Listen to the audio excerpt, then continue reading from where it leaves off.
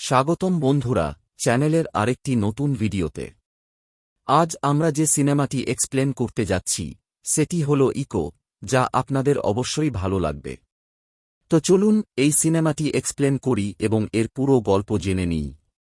ভিডিওটি ভালো লাগলে অবশ্যই লাইক করবেন এবং চ্যানেলটি সাবস্ক্রাইব করবেন, যাতে এ ধরনের নতুন ও ফ্রেশ কন্টেন্ট পেতে থাকেন। সিনেমার শুরু হয় আপুটি নামের এক ব্যক্তিকে দিয়ে, যে একটি হোটেলে যায় মোহন প্রথন নামের একজনের সঙ্গে দেখা করতে। জানা যায় মোহন প্রথন জঙ্গলে যেতে চায়, কারণ তার কাছে একটি স্ত্রী কুকুর আছে যার প্রজনন করাতে চায় সে। এই কাজের জন্য মোহন প্রথন আপুটির সাহায্য নেয়। জানা যায় এই জঙ্গলে খাঁটি জাতের কুকুর পাওয়া যায়, অর্থাৎ ক্রস ব্রিড নয়, একেবারে খাঁটি। তাই মোহন প্রথন এখানেই তার স্ত্রী কুকুরটির প্রজনন করাতে চায়। কথা বলতে বলতেই তারা জঙ্গলে পৌঁছে যায়। তাদের কথাবার্তার মাঝেই একটি নাম উঠে আসে, কুরিয়াচান। কুরিয়াচান আসলে মোহন প্রথনের খুব ভালো বন্ধু ছিল এবং আপুটিও তাকে চিনত।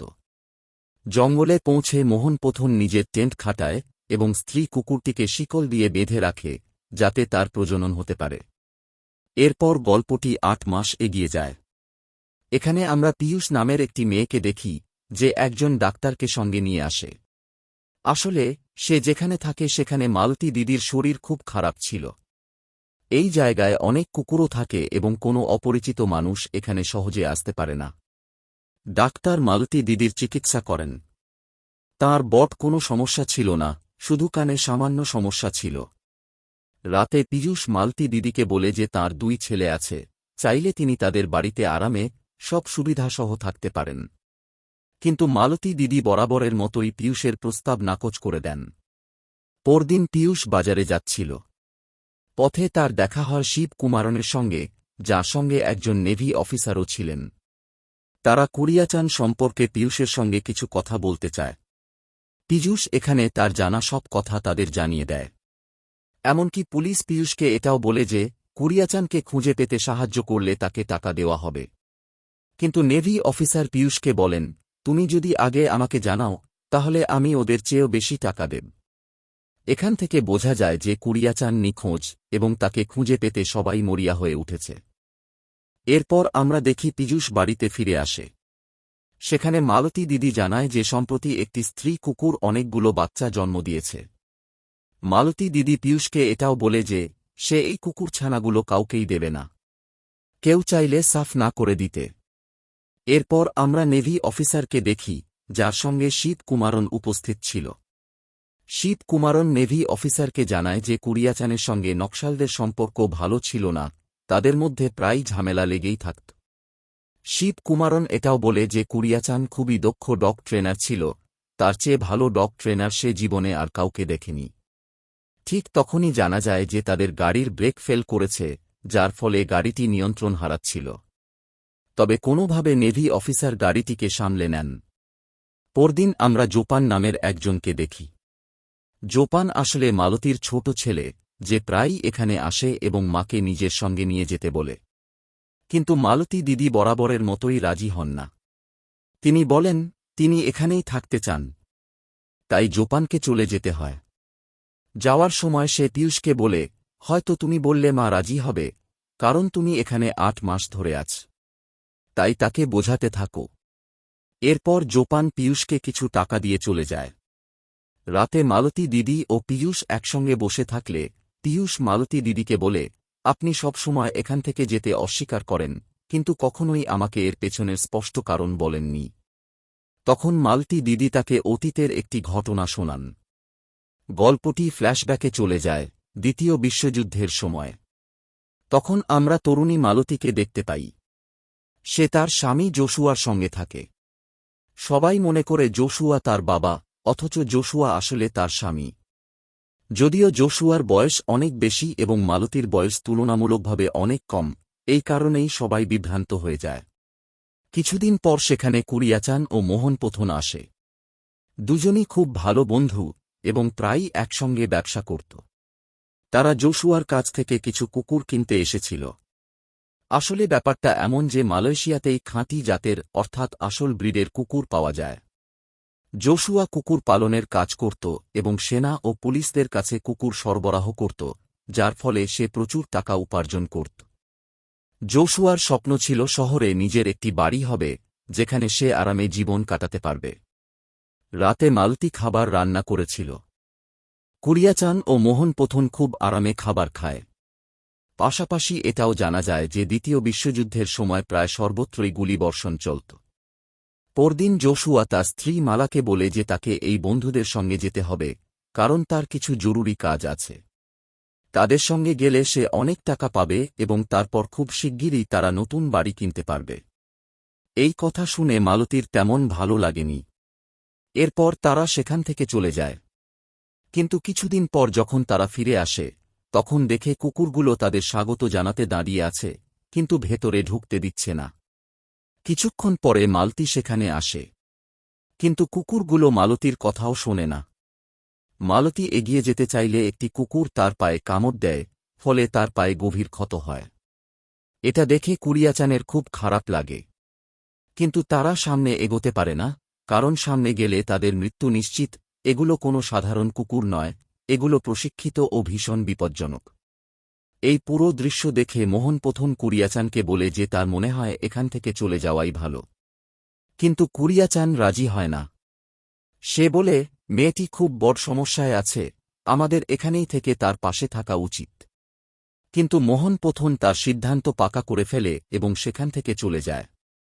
কুরিয়াচান লাগাতার মালতীকে ডাকতে থাকে এবং বহুদিন সেখানেই বসে থাকে। 2-3 দিন পর মালতীর জ্ঞান ফেরে। তার ক্ষত তখন অনেক গভীর হয়ে গেছে। সে উঠে দাঁড়িয়ে কুরিয়াচানকে জানায় যে সে বেঁচে আছে। এটা দেখে কুরিয়াচানের মনে হয় এবার তাকে কঠোর সিদ্ধান্ত নিতে হবে। সে তার ব্যাগ থেকে বন্দুক বের করে এবং সব কুকুরকে গুলি করে মেরে ফেলে। এরপর কুরিয়াচান মালতীকে বলে, আমাকে ক্ষমা করো, আমাকে এটা করতেই হয়েছিল। আমি যদি এটা না করতাম, তাহলে হয়তো তুমি মারা যেতে। এখন জানা যায় মালতীর জীবনে আর কেউ নেই। তাই কুরিয়াচানই তার সঙ্গে থাকার সিদ্ধান্ত নেয়। যখন তারা সেখান থেকে বেরোতে যাচ্ছিল, তখন কুরিয়াচানের চোখ পড়ে অনেক ছোট ছোট কুকুরছানার ওপর। কারণ সম্প্রতি ওই কুকুরগুলোর মধ্যেই একটি স্ত্রী কুকুর এই বাচ্চাগুলো জন্ম দিয়েছিল। কুরিয়াচান তাদের মারে না, বরং তাদের সঙ্গে করে ভারতে নিয়ে আসে। মালতীও তার সঙ্গে চলে আসে। এরপর আমরা দেখি শিবকুমারন নেভি অফিসারকে জানায় যে 8 মাস আগে মোহন প্রথমের মৃত্যু হয়েছে। সে সেখানে টেন্ট খাটিয়ে তার স্ত্রী কুকুরের প্রজনন করাতে এসেছিল। কিন্তু হঠাৎ করেই তার মৃত্যু হয়। সে খাদে পড়ে যায় এবং তার মৃতদেহ প্রায় 300 ফুট নিচে পাওয়া যায়। পরের দৃশ্যে আমরা পীয়ূষকে দেখি যে নিজের বাড়ি ফিরছিল। পথে তার দেখা হয় সোমেন ও চিন্নার সঙ্গে। তারা পীয়ূষ সম্পর্কে কিছু তথ্য জেনেছে। আসলে তারা জানতে পারে যে পীযূষ তার আসল নাম নয়, আর যে গ্রামে সে থাকার কথা বলেছিল সেই গ্রামটিও তার নয়। কারণ তারা যখন সেই গ্রামে গিয়েছিল এবং পীয়ূষ সম্পর্কে খোঁজ নিয়েছিল, তারা যখন গ্রামবাসীদের কাছে পীয়ূষ সম্পর্কে জিজ্ঞেস করেছিল, তখন কেউই পীয়ূষকে চেনে না। তাই তাদের মতে সবচেয়ে ভালো হবে যদি পীযূষ তাদের সঙ্গে যায় এবং কুরিয়াচানকে খুঁজে পেতে সাহায্য করে। না হলে তারা পীয়ূষের ব্যাপারে পুলিশকে জানিয়ে দেবে, আর তারপর গ্রামবাসীরা তাকে ধরে মারধর করে শেষ করে দেবে। এরপর গল্পটি ফ্ল্যাশব্যাকে চলে যায় 8 মাস আগে। সেখানে আমরা পীয়ূষকে দেখি।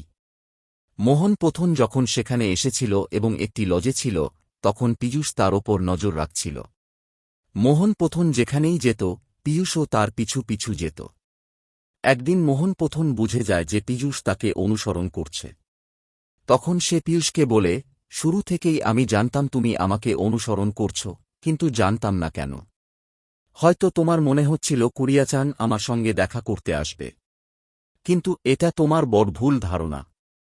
কারণ কুরিয়াচানের সঙ্গে আমার ঝগড়া হয়েছে। আমরা দুজন আর কথা বলি না, তাই সে এখানে কখনোই আসতে পারে না। মোহন প্রথম আরও বলে, কুরিয়াচান আর আমি একসঙ্গে অনেক বেআইনি কাজ করেছি এবং অনেক কালো টাকা কামিয়েছি। কিন্তু কুরিয়াচানের মাথা একটু বেশি চালাক ছিল। যখনই তার মনে হতো আমরা ধরা পড়তে পারি, তখন সে কাউকে না কাউকে ফাঁসিয়ে দিত। আমার সঙ্গেও সে ঠিক এটাই করেছে। সেই কারণেই আমাকে 6 বছরের জেল খাটতে হয়েছে। এদিকে তারা কথা বলছিল, ঠিক তখনই হঠাৎ অনেক কুকুরের ঘেউ ঘেউ শব্দ শোনা যায়। তাদের মনে হয় কুরিয়াচান হয়তো আশপাশেই আছে। তাই মোহন প্রথম সঙ্গে সঙ্গে পাহাড়ের দিকে যায় এবং দূরবীন দিয়ে দেখতে থাকে। ঠিক তখনই পেছন থেকে দুটি কুকুর এসে মোহন প্রথমকে খাদে ফেলে দেয়, যার ফলে তার মৃত্যু হয়। এরপর গল্পটি বর্তমান সময়ে ফিরে আসে। আমরা মালতী দিদিকে দেখি। পীযূষ প্রতিদিন তাকে দুধ দেয়। কিন্তু মালতী দিদি পীযূষের ওপর একেবারেই ভরসা করেন না। তিনি আগে সেই দুধ পিঁপড়ে আর ঝিঁঝিঁ পোকার সামনে রাখেন। তারা যদি দুধ পান করে এবং কিছু না হয়, তবেই তিনি বোঝেন দুধটি নিরাপদ। এই কথাগুলোই পীযূষ সোমেন ও চিন্নাকে জানায়। সে বলে, উনি আমার ওপর একদমই বিশ্বাস করেন না। আর আমার মনে হয় না কুরিয়াচানের ব্যাপারে উনি কিছু জানেন। আর আমার কথা বলতে গেলে, আমি কুরিয়াচানকে সব জায়গায় খুঁজে ফেলেছি, কিন্তু তার কোনো খোঁজ পাইনি। এরপর সোমেন পীযূষকে একটি গুহার কথা জানায়, যেখানে কুরিয়াচান থাকতে পারে বলে তার সন্দেহ।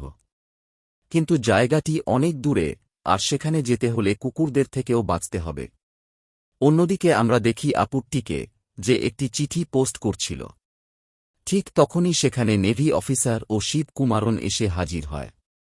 তারা জানতে চায় আপুট্টি আসলে কোন চিঠিটি পোস্ট করেছে। চিঠিটি খুলে তারা জানতে পারে এটি কুরিয়াচানের লেখা এবং আপুট্টি সেটি পোস্ট করছে। এতে তারা খুব অবাক হয় এবং আপুট্টিকে মারধর করতে শুরু করে। আপুট্টি জানায় সে শুধু বন্ধুত্বের দায়িত্ব পালন করছে। কুরিয়াচান 6 বছর আগে তাকে বলেছিল, আমি যদি কোথাও হঠাৎ গায়েব হয়ে যাই, তাহলে আমার নামে মাঝে মাঝেই চিঠি পোস্ট করে দিও। 6 বছর আগেই সে শেষবার কুরিয়াচানকে দেখেছিল। তারপরে আর কখনো দেখেনি। শেষবার সে কুরিয়াচানকে মালতী দিদির বাড়িতেই দেখেছিল, কারণ সেদিন সে ওকেই সেখানে নামিয়ে দিয়েছিল। এই কথা শোনার পর নেভি অফিসার ও শিব কুমারন মালতী দিদির বাড়িতে যায়। সেখানে অনেক কুকুর দাঁড়িয়েছিল। তারা যদি এগোতে চেষ্টা করত, তাহলে কুকুরগুলো তাদের ওপর ঝাঁপিয়ে পড়ত।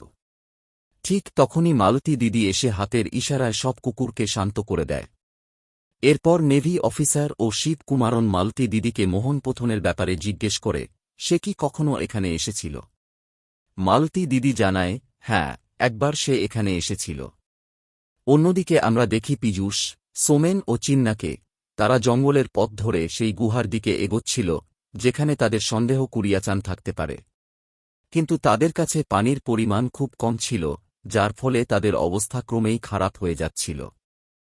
একই সময়ে মালতী দিদি জানায় যে 6 বছর আগে মোহন পথন এখানে এসেছিল, আর সে কুরিয়াচানের ব্যাপারে খোঁজ করছিল। কারণ কুরিয়াচান ব্যবসার কাজে তাকে ধোঁকা দিয়েছিল, তাই সে এখানে এসে তার থেকে প্রতিশোধ নিতে চেয়েছিল। সে নিজের রাগ তার ওপর ঝাড়তে এসেছিল। কিন্তু এখানে এসে সে কুরিয়াচানকে পায়নি। তাই সে ফিরে যাওয়ার সিদ্ধান্ত নেয়। তবে যাওয়ার সময় সে আমাকে কিছু কথা বলেছিল। সে বলেছিল, তোমার আসল স্বামী জোশুয়া কোনো সাধারণ মানুষ ছিল না, বরং কুরিয়াচানই তাকে জেলে পাঠিয়েছিল। আর এটা আমাদের দুজনেরই পরিকল্পনা ছিল, কারণ আমরা দুজনেই তোমাকে খুব পছন্দ করতাম এবং আমাদের প্ল্যান ছিল তুমি আমাদের দুজনের সঙ্গেই থাকবে। কিন্তু পরে কুরিয়াচান বদলে যায় এবং তুমি তার সঙ্গেই থাকতে শুরু করো। জোশুয়া ঠিক কত বছরের জেল খেটেছে তা কেউ জানে না, আর আমার তো মনে হয় এতদিনে সে হয়তো মারা গেছে। এই সব কথা শোনার পর মালতী দিদির খুব খারাপ লাগে, কারণ কুরিয়াচান তাকে ধোঁকা দিয়েছিল। এরপর আমরা দেখি কিছুদিন পর কুরিয়াচান আবার মালতীর কাছে আসে, তার কাপড়ে তখন রক্ত লেগেছিল। মালতী দিদিকে সে জানায় যে মোহন এখানে এসেছিল এবং সে খুব রেগেছিল। তখন কুরিয়াচান বলে, এখন সে আর আসবে না, কারণ সে 6 বছরের জেল খাটবে। কারণ আমি তাকে জেলে পাঠিয়েছি।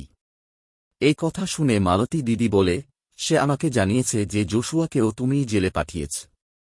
এটা শুনে কুরিয়াচান অবাক হয়ে যায়। সে মালতীকে বলে, যা হওয়ার ছিল তা হয়ে গেছে। আমি এসব করেছি আমার ভালোবাসার জন্য। তাই তোমাকে এই সব কথা ভুলে যেতে হবে। এরপর গল্পটি বর্তমান সময়ে ফিরে আসে। নেভি অফিসার মালতী দিদিকে সতর্ক করে বলে, তোমাকে পীযূষ থেকে সাবধান থাকতে হবে, কারণ পীযূষ তার আসল নাম নয়। সে ভুয়া পরিচয় নিয়ে এখানে এসেছে এবং তোমার ক্ষতি করতে পারে। তাই তোমাকে তাকে চিনে নিতে হবে। অন্যদিকে জঙ্গলে আমরা দেখি পীযূষ সোমেন ও চিন্নাকে অজ্ঞান করে দিয়েছে।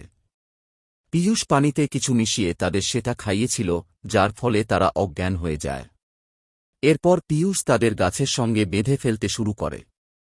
ঠিক তখনই সোমেন উঠে দাঁড়িয়ে বলে, তুমি আমাদের পরিকল্পনায় পড়ে গেছ। এটাই ছিল আমাদের আসল প্ল্যান। আমরা দুজনই ফরেস্ট অফিসার এবং কুরিয়াচানকে খুঁজে বের করাই আমাদের কাজ। তবে আমাদের জানতে ছিল শেষ পর্যন্ত কুরিয়াচানকে কে রক্ষা করছে। আসলে কুরিয়াচানকে রক্ষা করছিল পীযূষই। এরপর সোমেন ও পীযূষের মধ্যে ভয়ানক লড়াই হয়। দুজনেই একে অপরের ওপর ঝাঁপিয়ে পড়ে, কিন্তু শেষ পর্যন্ত পীযূষ সোমেনকে মেরে ফেলে। তারপর চিন্না আসে।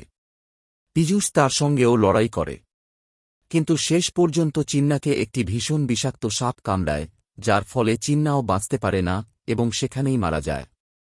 এরপর যখন নেভি অফিসার ও শিব কুমারন মালতী দিদির বাড়ি থেকে ফিরে যাচ্ছিল, তখন শিব কুমারন বলে, সবাই বলে কুরিয়াচান নাকি জঙ্গলের মাঝখানে কোনো গোপন গুহায় লুকিয়ে আছে, আর সেখানে কুকুররা তাকে পাহারা দিচ্ছে। কিন্তু এমনও তো হতে পারে কুকুরগুলো কুরিয়াচানকে নয়, বরং অন্য কাউকে রক্ষা করছে। সেই ব্যক্তি আর কেউ নয়, মালতী দিদি। কারণ যদি কোনো মানুষ লুকিয়ে থাকে, সে কোনো না কোনো সময় বাইরে বেরোয়। কিন্তু যদি তাকে বন্দী করে রাখা হয়, তাহলে তার বেরোনোর প্রশ্নই ওঠে না। এরপর পীযূষ নিজের বাড়িতে ফিরে আসে। সেখানে সে বাঁশের তৈরি একটি জায়গা দেখে, যেখান দিয়ে কুকুররা খাবার নিয়ে যায়। কিন্তু পীযূষ লক্ষ্য করে যে সম্প্রতি কেউ সেখানে খাবার নিয়ে গেছে, কারণ খাবার একেবারে তাজা ছিল। এরপর পীযূষ মালতী দিদির পাশে এসে বসে এবং তার সঙ্গে কথা বলতে থাকে। মালতী দিদি পীযূষকে বলে, কুরিয়াচান সব সময় বলত একদিন সে খুব বিশ্বস্ত কুকুর পুষবে, কিন্তু সেটা কখনোই সম্ভব হয়নি। তবে তোমাকে দেখে মনে হচ্ছে সে হয়তো নিজের কাজে সফল হয়েছে। তখন পীযূষও বলে, কিছু কুকুরের মালিক একজনই হয়। ঠিক তখনই পীযূষের চোখ পড়ে মালতীর হাতে থাকা দূরবীনের ওপর। এই দূরবীন আসলে মোহনপোথনের ছিল।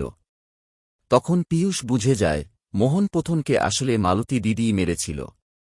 এতদিন পীযূষ ভেবেছিল কুরিয়াচানি কুকুরগুলোকে নিয়ন্ত্রণ করছে, কিন্তু সেটাই ভুল ছিল। আসলে এইসব কুকুরকে নিয়ন্ত্রণ করছিল মালতী দিদি। পীযূষ বুঝতে পারে কুরিয়াচান কোথাও বন্দী হয়ে আছে। আগে তার মনে হচ্ছিল কুরিয়াচান নিজের ইচ্ছেতেই লুকিয়ে আছে, কিন্তু এখন সে বুঝতে পারে কুরিয়াচান ইচ্ছাকৃতভাবে সেখানে নেই, বরং তাকে কেউ বন্দী করে রেখেছে, আর সেই ব্যক্তি হল মালতী দিদি। কুরিয়াচান একটি গুহার ভেতরে আছে, আর গুহার বাইরে অনেক কুকুর পাহারা দিচ্ছে। নিয়ম করে সেখানে খাবার যায়, কুরিয়াচান খাবার খায়, সে ভালোই আছে, কিন্তু সে আর বাইরে আসতে পারে না। পীযূষের মনে হয় এখন হয়তো বড় কোনো পদক্ষেপ নেওয়া দরকার। তাই সে তার ব্যাগ থেকে একটি ছুরি বের করে। ঠিক তখনই অনেক কুকুর সক্রিয় হয়ে ওঠে। তারা খুব দ্রুত সব বুঝে ফেলে, কারণ মালতী দিদি তাদের সবাইকে খুব ভালোভাবে নিয়ন্ত্রণ করছিল। তাই পীযূষ নিজের পরিকল্পনা বাতিল করে দেয় এবং মালতী দিদিকে মারে না। কিন্তু কুরিয়াচানকে খুঁজে পাওয়া এতটা সহজ নয়, কারণ মালতী দিদি চারদিক খুব শক্তভাবে সাজিয়ে রেখেছে। আর এখানেই সিনেমাটি শেষ হয়ে যায়। বন্ধুরা, আশা করি আপনাদের ভিডিওটি ভালো লেগেছে। ভালো লেগে থাকলে অবশ্যই ভিডিওটি লাইক করবেন এবং চ্যানেলটি সাবস্ক্রাইব করবেন, যাতে এ ধরনের নতুন ও ফ্রেশ কন্টেন্ট পেতে থাকেন। আবার দেখা হবে আরেকটি দুর্দান্ত ভিডিও নিয়ে। ততক্ষণ পর্যন্ত আমাদের চ্যানেলের সঙ্গে থাকুন। ধন্যবাদ।